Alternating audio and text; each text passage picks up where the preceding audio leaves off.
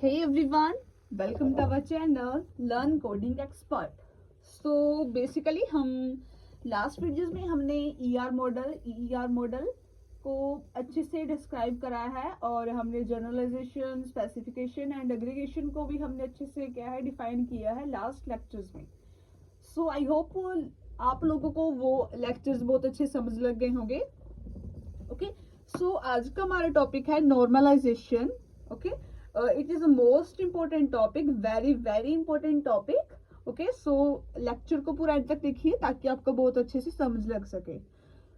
सो normalisation होता क्या है, इसकी फुल एक्सप्लेनेशन के साथ और इसके टाइप्स को क्या है हम एक्सप्लेन करेंगे विद अ डायग्राम. ओके, सो इसकी डेफिनेशन को फर्स्टली हम पढ़ते हैं. Normalization is the method to breaking down the large complex tables into smaller related tables. Okay, ये जो क्या होता है, जो हमारे पास लार्ज टाइप्स ऑफ टेबल्स होते हैं उनको कॉम्प्लेक्स टेबल्स होते हैं, उनको क्या है स्मॉलर्स में क्या है और रिलेटेड टेबल्स में क्या है डिफाइन करता है. नॉर्मलाइजेशन का मतलब ही होता है एक साइड से हम कह सकते हैं कि इसको तोड़ना. Okay, so and define relationship between them.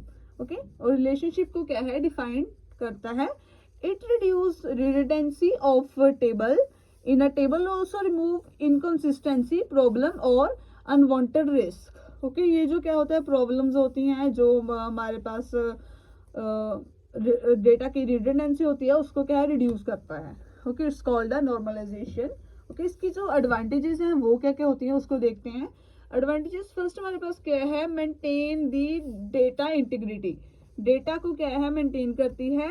और second one is reduce the structure of data table. And third one is avoid null value. fourth is structuring of data. show that model is flexible and easy. Okay, तो easy to use. इसकी जो types होती हैं हमारे पास वो क्या है, first NF, second NF, third NF, BCNF and fourth NF and the last one is fifth NF. Okay, तो ये जो हमारे पास क्या है इसका एक आप समझिए एग्जांपल है और मॉडल है ऑफ नॉर्मलाइजेशन की टाइप्स का. सो आप इसको अच्छे से देखिए. ओके, तो ये है हमारा नॉर्मलाइजेशन का एक सिंपल सा एग्जांपल. तो इसकी जो टाइप्स को क्या हम आगे से क्या है एक्सप्लेन करते हैं. फर्स्ट हमारे पास क्या है, first NF, one NF. Okay, so one NF क्या होता है, data must be stored in a table with rows and columns. इसमें क्या होता है डेटा उसको स्टोर करना चाहिए होता है या फिर रोज एंड कॉलम्स में. And each column should contain individual value. Okay, ये जो कॉलम होती है वहां पर क्या इंडिविजुअल वैल्यू का क्या है रीस्टोर किया जाता है, स्टोर किया जाता है. And the second one is a 2NF. Okay, so जो 2NF में क्या होता है must be in 1NF. Okay, इसमें क्या है 2NF में क्या है 1NF होना चाहिए.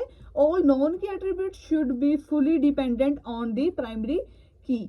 ओके, एंड नेक्स्ट हमारे पास 3NF must be in second NF. इसमें क्या है सेकंड NF होना चाहिए. नॉन की attribute should not dependent on other की.